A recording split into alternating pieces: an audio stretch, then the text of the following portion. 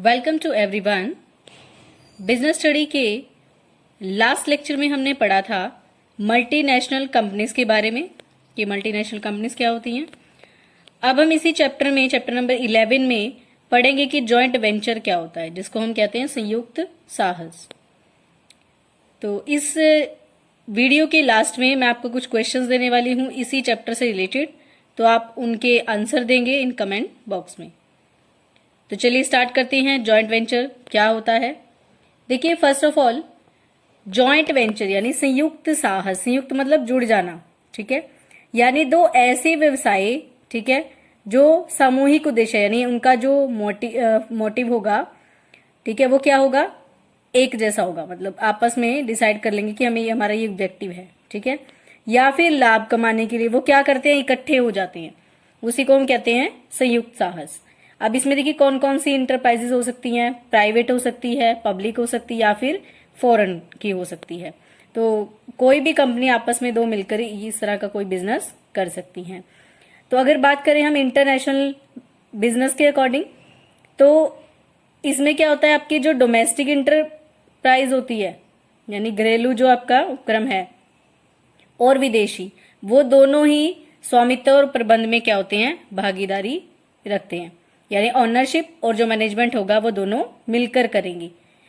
अब इसमें जो आयातक देश है यानी जो इंपोर्ट करने वाली जो कंट्री है, ठीक है, कंपनी के साथ मिलकर जो है व्यवसाय वो करती है। यानी मान लीजिए इंडिया सपोज करिए यहाँ पे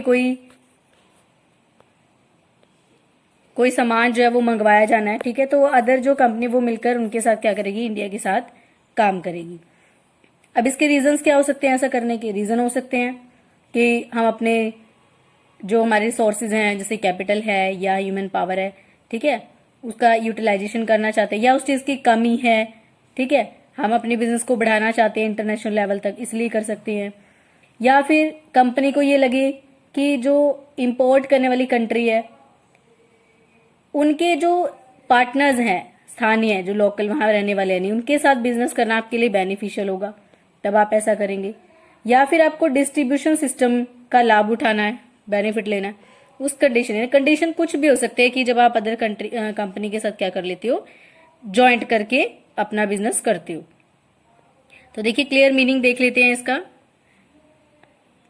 it refers to that partnership, इसका अभिप्राय उस साझेदारी से है, इन विच कंपनीज, जिसमें जो कंपनियां हैं, share investment, risk management and profits in the development, production और सेलिंग ऑफ प्रोडक्ट्स, यानी जिसमें क्या होता है, कंपनियां वस्तुओं के विकास, उत्पादन या बिक्री हेतु विनियोग, इन्वेस्टमेंट क्या होता है, विनियोग, इन्वेस्ट करना, रिस्क यानी जो आप जोखिम, मैनेजमेंट हो गया प्रबंध, और लाभ में क्या करती हैं, भागीदारी करती हैं। तो उसी को हम क्या कहते हैं, जॉइंट वेंचर।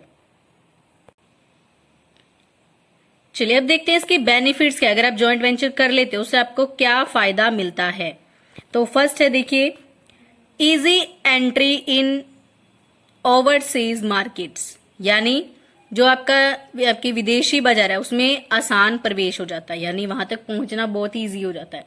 वो इसलिए देखिए हर कंपनी चाहती है अपने लेवल को बढ़ाना चाहती है, ठीक है, तो कई कंट्रीज में क्या होता है, मान लीजिए कहीं ह्यूमन पावर की कमी है, ठीक है, या फिर इन्वेस्टमेंट की कमी है, हमारे पास कैपिटल नहीं है, तो वो सब क्या करते हैं, उस चीज से बाहर आने के लिए जॉइंट वेंचर कर लेते हैं, यानी किसी अदर कंपनी के साथ जुड़ जाती है।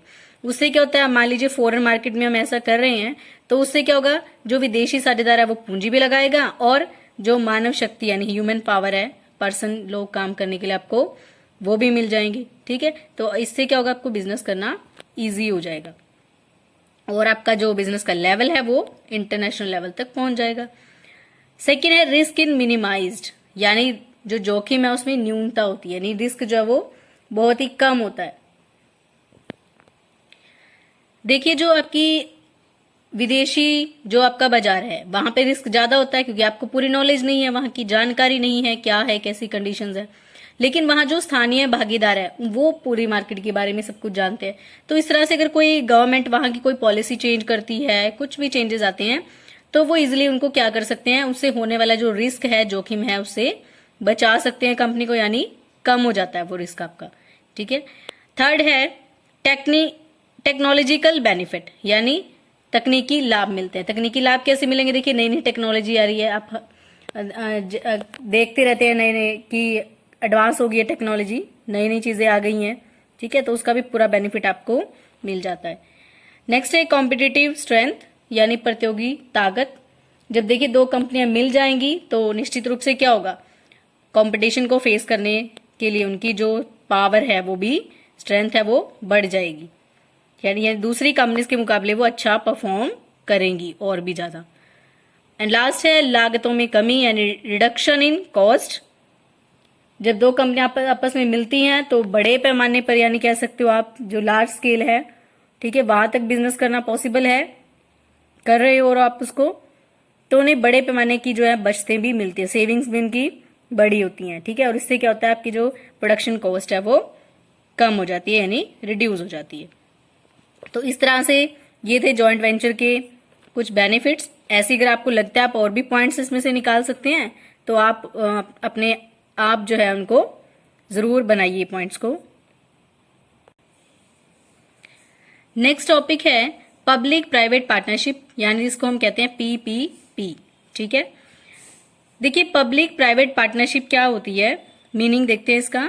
It refers to the involvement of private sector in the government projects, यानी जो सरकार के जितने भी प्रोजेक्ट होते हैं अगर प्राइवेट सेक्टर भी उसमें इन्वॉल्व हो जाता है, उनके साथ मिलकर काम करता है, एम्ड एट पब्लिक बेनिफिट, किसके लिए, पब्लिक के फायदे के लिए, बेनिफिट के लिए, इन दी फॉर्म ऑफ मैनेजमेंट, मतलब वो देखो उनका जो इन्वॉल्वमेंट है वो कैसे भी हो सकती है, या तो वो मैनेजमेंट का काम कर सकते हैं, एक्सपर्टाइज कर सकते हैं, मॉनेटरी कंट्रीब्यूशन, यानी जो प्राइवेट सेक्टर पब्लिक सेक्टर को जो कंट्रीब्यूशन दे रहा है, ठीक है, वो किसी भी तरह का हो सकता है, तो उसी को हम कहते हैं प्राइवेट पब्लिक पार्टनरशिप, ठीक है। तो सिंपल सी है बात कि इसमें जो पब्लिक सेक्टर है जैसा कि आपको दिखाई दे रहा है और जो प्राइवेट सेक्टर है, ठीक है, तो दोनों क्या कर रही है, मिलके काम कर रही है। और देखिए बीच में क्या दिखाया गया, कॉमन इंटरेस्ट, यानी मेन जो उनका पर्पस होगा, मेन वो क्या है, कुछ ऐसा होता है जो कॉमन होता है, ठीक है, यानी काम जो है वो दोनों मिलकर करेंगे। अब इसमें कौन कौन से एग्जाम्पल्स आ सकते हैं,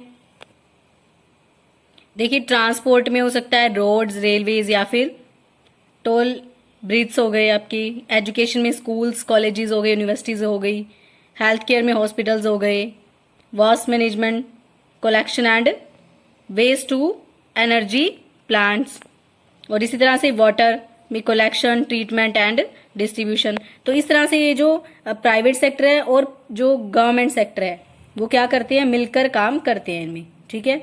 अब देखते हैं इसके हम कि फीचर्स क्या हैं। देखिए फीचर्स क्या हैं, related to high priority government plan projects, यानी ये किससे जुड़ा हुआ आपका, किससे रिलेटेड है, जो गवर्नमेंट के नियोजित किए हुए प्रोजेक्ट्स होते हैं, प्लान किया जाता है इनको, जिनको पहले से ही, उनको ज्यादा प्रायोरिटी पे रखते हैं ये, ठीक है, उससे रिलेटेड होते हैं। अब जैसे बड़े प्रोजेक्ट मान लीजिए कोई ब्रिज बनाने का काम है या हॉस्पिटल बनाने का काम है, इस तरह से, तो वो मिलकर करेंगे। सेकंड है combination of skill, expertise and experience of both the public and private sector. देखिए जो दोनों सेक्टर्स हैं, चाहे वो पब्लिक है चाहे प्राइवेट है, उन दोनों में जितनी भी स्किल है, एक्सपर्टाइज, एक्सपीरियंस है, उन सबका क्या हो जाता है, कॉम्बिनेशन हो जाता है, यानी मिल जाती हैं वो सभी और मिलकर फिर उस जो भी प्रोजेक्ट है उसके लिए वो वर्क करते हैं। और नेक्स्ट है फास्टर इम्प्लीमेंटेशन, यहाँ पे जो काम होता है वो बहुत ही जल्दी से होता है, यानी जल्दी उसके ऊपर इम्प्लीमेंटेशन कर लिया जाता है, उसको एक्चुअल में वर्किंग में आ जाता है वो, ठीक है। जो ज्यादा क्यों है, देखिए क्योंकि वो पब्लिक के वेलफेयर के लिए है, ठीक है, तो ज्यादा टाइम नहीं लगाते वो इन कामों के लिए, ताकि पब्लिक को प्रॉब्लम ना आए कोई, इसलिए। तो इस तरह से ये आपका टॉपिक था पब्लिक प्राइवेट पार्टनरशिप, और ये आपका चैप्टर कंप्लीट हो गया है, ठीक है। अभी मैं आपको कुछ क्वेश्चन देने वाली हूँ, तो आप उनके आंसर जो है कमेंट बॉक्स में लिख दें। Thank you so much for watching.